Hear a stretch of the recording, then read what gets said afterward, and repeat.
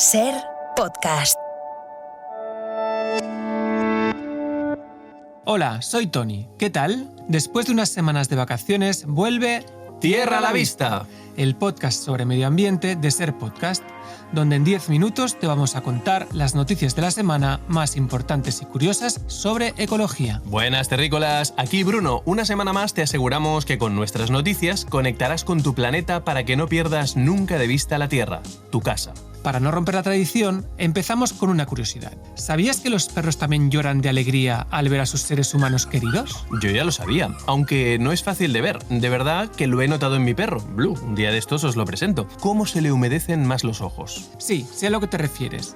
Y es porque esas lágrimas no caen como suele ocurrir en los humanos, pero sí aparecen en los ojos. Esta es la conclusión de un singular estudio científico llevado a cabo por 8 veterinarios y oftalmólogos de Japón, cuyos resultados han sido publicados en Current Biology, una de las revistas científicas de mayor prestigio internacional. Una de las científicas decidió investigar sobre el tema cuando su perrita tuvo cachorros y notó que lloraba cuando los amamantaba. Entonces tuvo la idea de que quizá estaba relacionado con la oxitocina, una hormona que está involucrada en el reconocimiento y establecimiento de relaciones sociales. A esta hormona también se la conoce como la del parto y la lactancia. Y lo mejor es que este estudio sigue, ya que quieren probar si los perros también producen lágrimas en respuesta a las emociones negativas o cuando se juntan con otros perros, y si esta respuesta, en caso de existir, tiene una función social en el mundo canino.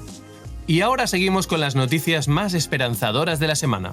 Las buenas noticias. Todos los mataderos de España deberán instalar cámaras de videovigilancia. El Consejo de Ministros ha aprobado el Real Decreto que afectará a unas 700 instalaciones y busca evitar las malas prácticas. El Ministerio de Consumo justifica la norma en la necesidad de garantizar el bienestar animal durante la descarga, el traslado, la estabulación y el aturdimiento de los animales y mejorar las garantías de seguridad alimentaria para los consumidores. Esta medida era reclamada por las organizaciones de consumidores, por las asociaciones de defensa de los animales y también por la industria, ya que la instalación de cámaras en los mataderos supone una garantía, un sello de calidad. En los últimos años, varias investigaciones de asociaciones animalistas han denunciado malas prácticas en algunos mataderos del país, con vídeos grabados con cámaras ocultas. España consume un 9% menos de electricidad que hace un año. La demanda eléctrica cayó en la segunda semana en vigor del Plan de Ahorro Energético. Concretamente, la cifra duplicó la reducción registrada en la primera semana tras su puesta en marcha.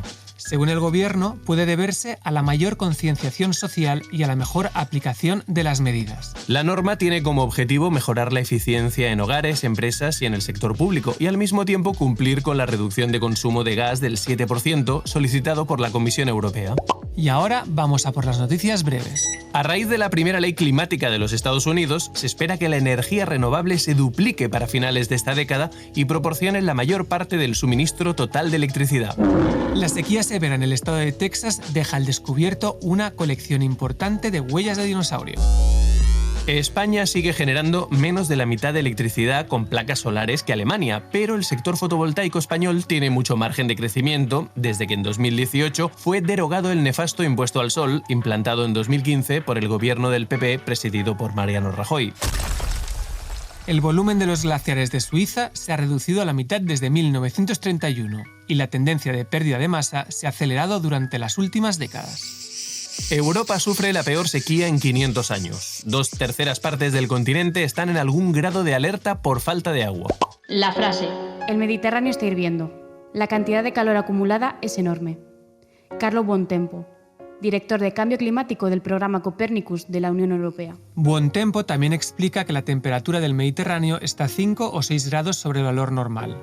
Esto tiene un impacto no solo ahora, sino en las próximas semanas y meses, y es muy preocupante. El científico sigue así. Es como un almacén de energía. La cantidad de calor acumulada es enorme, y este es uno de los ingredientes para tener eventos extremos como los que vimos el año pasado o el anterior, con precipitaciones muy fuertes en pocas horas. El consejo. Para los que tienen bebés, algunos consejos eco para evitar, reducir y reciclar todo aquello que genere residuos en su crianza. Pañales reutilizables. Los hay de tela y de fibra de bambú. Se meten en la lavadora y punto. toallitas. Las tenemos que erradicar porque el planeta no se las puede permitir, y lo mejor para conseguirlo es limpiar a los bebés con esponja, agua y jabón, como se ha hecho toda la vida. Para acabar con las manchas y no utilizar detergentes, el bicarbonato es muy eficiente, ya que sirve para reblandecer las manchas y también como suavizante de la ropa. Y contra la lejía, el agua oxigenada, que incluso funciona mejor. Hay que reducir el consumo, y para ello, qué mejor que dar voces a familiares y conocidos para que aprovechen nuestra cuna, trona o la sillita del coche. Todos estos objetos tienen una vida muy corta, los tenemos que reutilizar, darles segundas y terceras vidas. Podréis encontrar más información sobre este tema en el libro La crianza sostenible, de la psicóloga infantil Rosa Joé. La cifra. 50%. Los océanos aportan casi el 50% del oxígeno que necesita la humanidad. Pero desgraciadamente, a cambio reciben 8 millones de toneladas de plástico al año. Suciedad, contaminación de los barcos, sobrepesca y extracciones de gas, petróleo y minerales.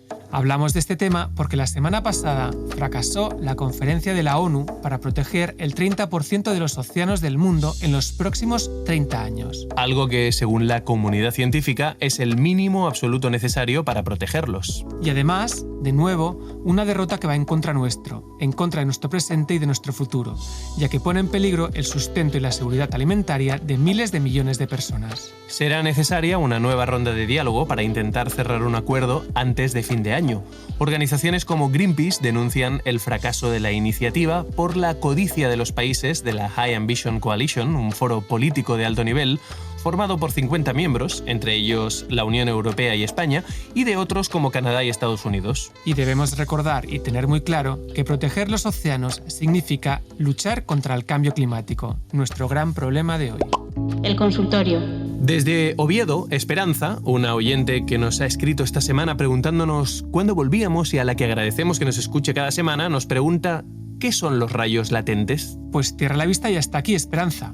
Y te explicamos. Un rayo latente, o rayo durmiente, es un rayo que ha caído en un árbol en plena tormenta y que hasta el cabo de unos días el árbol no lo manifiesta. No es que un rayo se quede dentro del tronco, sino que en el impacto de la descarga, las partes internas del árbol, o incluso las raíces más grandes bajo tierra, adquieren una elevadísima temperatura de forma súbita. Al haber tan poco oxígeno al interior del tronco, empieza una combustión muy lenta.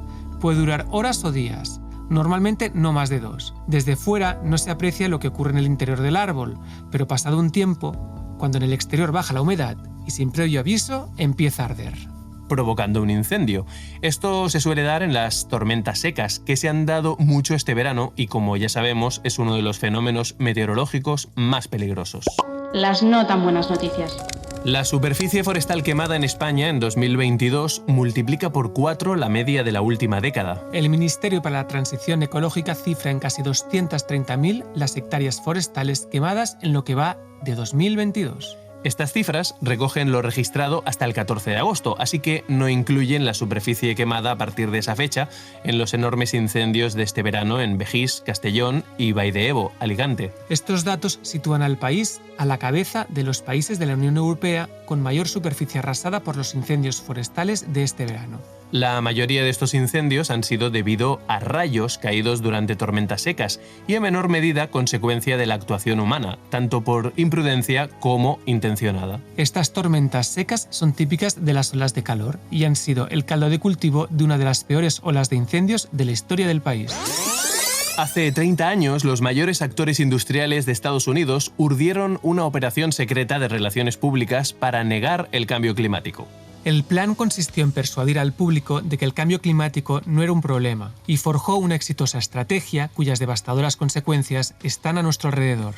El cliente era la Coalición Global por el Clima, GCC por sus siglas en inglés, en la que estaban las industrias del petróleo, el carbón, el acero, el ferrocarril y las automotrices. El socio en materia de comunicación que contrataron para cambiar el discurso sobre el cambio climático fue E. Bruce Harrison, considerado como el padre de las relaciones públicas medioambientales, una pesadilla para los ambientalistas de entonces y, desgraciadamente, para todos nosotros hoy. Su estrategia para vencer a quienes buscaban tomar medidas a favor favor del medio ambiente fue convencer al público de que los datos científicos sobre el cambio climático no eran confiables y que, además del medio ambiente, los políticos debían tener en cuenta cómo las medidas contra los gases contaminantes perjudicarían a los empleos, el comercio y a los precios. Un discurso sesgado, falso y populista que caló gracias a una amplia campaña en los medios de comunicación, en la cual no solo se publicaron artículos de opinión, sino que se contactó directamente con periodistas para convencerlos de que el cambio climático no era una amenaza. Lo curioso es que todo este rollo negacionista y con esta misma estrategia sigue funcionando. Sigue funcionando hoy en día, sí. Después de este verano, creo que la gente se está dando cuenta de que el cambio climático está aquí. Esperemos. Y así hemos llegado al final del capítulo de hoy, el primero de esta nueva temporada. Un placer volver a traerte cada semana las noticias más importantes que afectan a nuestro hogar. Esto es Tierra a la Vista, el podcast sobre medio ambiente que te conecta con tu planeta en 10 minutos para que no pierdas nunca de vista la Tierra, tu casa. No os olvidéis de conectar con la naturaleza. Buena verde y azul semana, terrícolas. Tierra a la Vista es una producción de Ser Podcast, dirigida por Toni Ullet Nadal. Guión y presentación, Toni Ullet Nadal y Bruno Sokolovic. Locuciones, yo, Gemma Jiménez. Realización, Álvaro Eugena. Síguenos y suscríbete en la aplicación y web de la cadena SER o en la plataforma que prefieras. Cadena SER. La radio.